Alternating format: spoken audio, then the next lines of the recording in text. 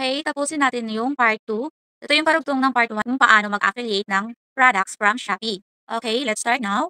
Punta tayo dito sa Create Public Reels. Yan, click natin yan. Doon tayo sa product na gusto natin i-affiliate nung una kong video, yung cabinet. So, pili ka lang kung ano yung gusto mong i-post dyan. Since wala tayong video, pictures lang yung na-save natin. So, picture lang yung ating magagamit pag-post. Katulad nito, ayan. So, picture lang. Sa pag-a-affiliate ng products, pwede kasi yung photos or videos. So, since wala tayong videos, photos yung gagamitin natin. So, itong picture na to yung gagamitin natin. Click lang natin yung next. And then, dito muna tayo sa describe your reel. Kung natatandaan nyo yung una kong video, yung sabi ko na copy info, yun yung pwede natin ilagay dito as captions natin para mag-affiliate ng products. So, balikan natin yung ating Shopee account. Ito yon. Yung sa baba, may collection, copy link, copy code, copy info. So, yung copy info, yung ating i-click. Ayan. Na-copy na natin. So, copy-paste natin dito para gawin natin siyang captions. Para mas madali at mas clear sa ating mga customer kung ano yung information ng product na ina-affiliate natin. Okay, then pwede natin itong i-cut na lang. At yan na lang yung ititira natin sa captions. And then, syempre, hindi pwedeng mawala yung mga hashtags. So, kayo na bahala kung ano yung mga hashtags na gagamitin ninyo. As long as meron.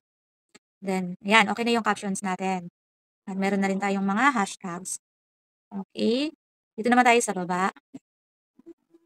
Click natin itong see more settings.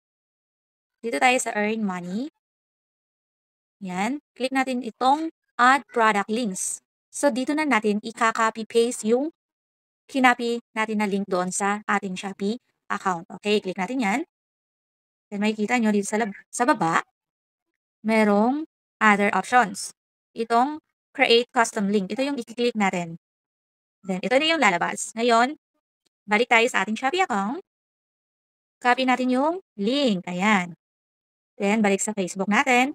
I-copy-paste natin ngayon dito sa my URL. Okay, copy-paste na natin yung link. And then, click lang natin yung kahit ano dyan para lumabas yung save. Then, click yung save. At ito yung lalabas na product added. So, let's check kung ito nga talaga yung link na nakopy natin sa ating Shopee account. Okay. Click natin itong edit. Okay, ayan na. Kanina, kung napansin nyo, walang link name yon. Ngayon, nagkaroon na siya. And then, dito sa baba, add paid partnership label. I-click natin itong button na ito. Ayan. Once na-click mo na siya, pwede na natin i-save. Okay. Click na rin natin ulit yung save. Okay na yon.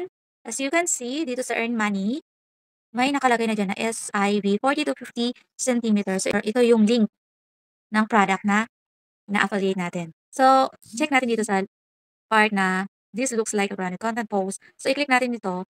Check natin kung talagang na-on na natin yung button. So, na-check naman natin naka-on na yung add paid partnership label. So, save natin. At ito na. Pwede na yan, guys. Bahala na kayo kung ano yung gusto nyo pang i-on dyan bago mag-share. Okay. So, since tapos na, may link na tayo, may captions na rin, at meron na rin tayong picture ng ating ina-affiliate na product. So, pwede na natin i-click yung share now. Yan. Yun lang, guys. Thank you for watching.